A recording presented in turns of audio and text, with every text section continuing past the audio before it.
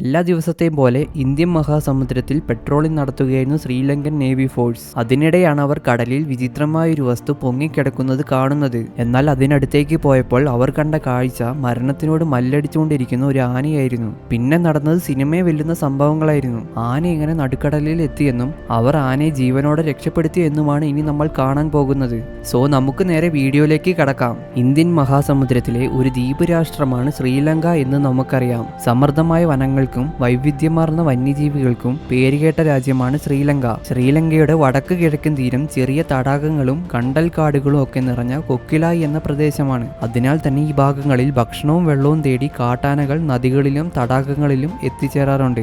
വലിയ ശരീരമാണെങ്കിലും നല്ല നീന്തൽക്കാരാണ് ആനകൾ. ആനകൾ ശക്തിയേറിയ കാലുകൾ ഉപയോഗിച്ച് തുഴഞ്ഞും തുമ്പിക്കൈ വെള്ളത്തിന് മുകളിൽ ഉയർത്തിപ്പിടിച്ച് ശ്വസിച്ചും ആനകൾക്ക് ഒരുപാട് ദൂരം വെള്ളത്തിലൂടെ നീന്താൻ സാധിക്കും. ചില സമയങ്ങളിൽ പുതിയ വാസയോഗ്യമായ സ്ഥലങ്ങൾ തേടി പോകാൻ ആനകൾ വലിയ നദികളും തടാകങ്ങളും ഒക്കെ നീന്തിക്കടക്കാറുണ്ട്. എന്നാൽ അത്തരം ചില സാഹചര്യങ്ങളിൽ നീന്തുന്ന സമയത്തോ മറ്റു ഒഴുക്കിലൊക്കെ അകപ്പെട്ട് ആനകൾ കടലിലേക്കും വലിയ ഒഴുക്ക് നിറഞ്ഞ നദികളിലൊക്കെ എത്തിപ്പെടാറുണ്ട്. 2017 ജൂലൈ 11 അന്ന് ശ്രീലങ്കൻ നാവികസേന കൊക്കിലായി തീരപ്രദേശത്ത് പതിവ് പോലെ പെട്രോളിംഗ് നടത്തുകയായിരുന്നു. അതിനിടെയാണ് കടലിൽ കറുത്ത വലിയൊരു വിചിത്രമായൊരു രൂപം പൊങ്ങിക്കിടക്കുന്നത് നാവികസേന കാണുന്നത്.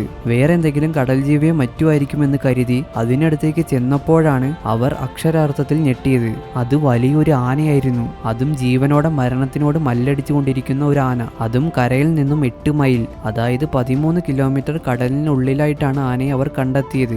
ആ സമയം ആന വളരെ ഡിസ്ട്രസ്ഡ് ആണെന്ന് ഈ വീഡിയോയിലൂടെ തന്നെ നമുക്ക് മനസ്സിലാക്കാം. കൂടാതെ മുൻപ് സൂചിപ്പിച്ചതുപോലെ തുമ്പിക്കൈ വെള്ളത്തിന് മുകളിൽ ഉയർത്തിപ്പിടിച്ച് ആന ശ്വാസം എടുക്കാൻ നല്ലതുപോലെ ബുദ്ധിമുട്ടുന്നുണ്ടായിരുന്നു. പെട്ടെന്ന് തന്നെ എന്തെങ്കിലും ചെയ്തില്ലായിരുന്നെങ്കിൽ ആന ഏത് നിമിഷവും കടലിൽ മുങ്ങിത്താഴുന്ന സാഹചര്യമായിരുന്നു അത്.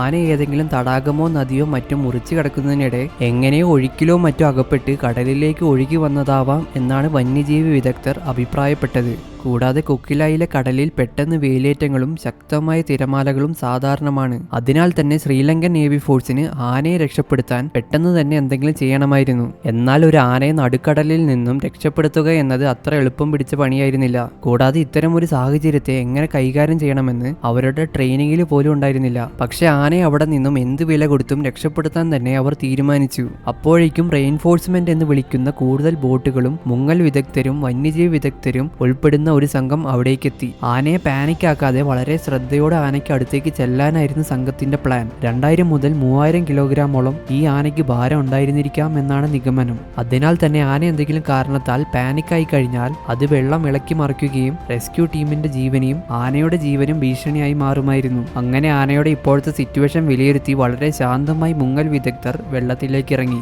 ആന അപ്പോഴേക്കും തളർന്നു പോകാൻ തുടങ്ങുകയും തുമ്പിക്കൈ വെള്ളത്തിന് മുകളിൽ ഉയർത്തിപ്പിടിക്കാനും നല്ലതുപോലെ കഷ്ടപ്പെടുന്നുണ്ടായിരുന്നു.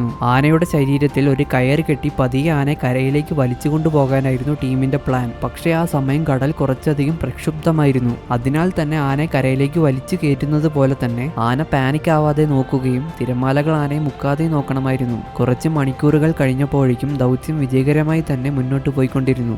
അവർ ആനയെ ഗൈഡ് ചെയ്യാനും സപ്പോർട്ട് ചെയ്യാനുമായി ബോട്ടുകൾ ഉപയോഗിച്ചു. പതിയെ റെസ്ക്യൂ ടീം തന്നെ രക്ഷപ്പെടുത്തുകയാണെന്ന് ആനയ്ക്ക് മനസ്സിലായി തുടങ്ങിയിരുന്നു. പക്ഷേ കുറച്ച് മണിക്കൂറുകൾ കൂടി പിന്നിട്ടപ്പോഴേക്കും ആനയും രക്ഷാപ്രവർത്തകരും ഒരുപോലെ തന്നെ ക്ഷീണിതരാവാൻ തുടങ്ങി. അതിനാൽ തന്നെ ആനയുടെ നീന്തലിന്റെ ശക്തി കുറയുകയും ആന ഇടയ്ക്കിടെ മുങ്ങാൻ പോവുകയും ചെയ്യുന്നുണ്ടായിരുന്നു. പക്ഷേ റെസ്ക്യൂ ടീം വിട്ടുകൊടുക്കാൻ തയ്യാറല്ലായിരുന്നു. അങ്ങനെ തുടർച്ചയായ 12 മണിക്കൂറുകളുടെ ശ്രമത്തിനൊടുവിൽ ആ ആനയെ ആഴം കുറഞ്ഞ കടൽ ഭാഗത്തേക്ക് എത്തിക്കാൻ ടീമിന് കഴിഞ്ഞു. കരയെത്താൻ പോകുന്നു എന്ന് മനസ്സിലാക്കിയ ആന വീണ്ടും ഊർജ്ജസ്വലനാവുകയും നല്ലതുപോലെ നീന്താൻ ആരംഭിക്കുകയും ചെയ്തു. അങ്ങനെ ഒടുവിൽ ആന തന്റെ 2ാം ജന്മം കൊണ്ട് കരയിലേക്ക് നടന്നു പോവുകയായിരുന്നു. രക്ഷാപ്രവർത്തകർ ആ കാഴ്ച വളരെ സന്തോഷത്തോടെ നോക്കി നിൽക്കുകയും ചെയ്തു. ഏതായാലും ഈ സംഭവത്തിന് ശേഷം ശ്രീലങ്കൻ നേവിക്കും റെസ്ക്യൂ ടീമിനും ലോകത്തിന്റെ പല ഭാഗങ്ങളിൽ നിന്നും അഭിനന്ദനങ്ങളുടെ പ്രവാഹമായിരുന്നു.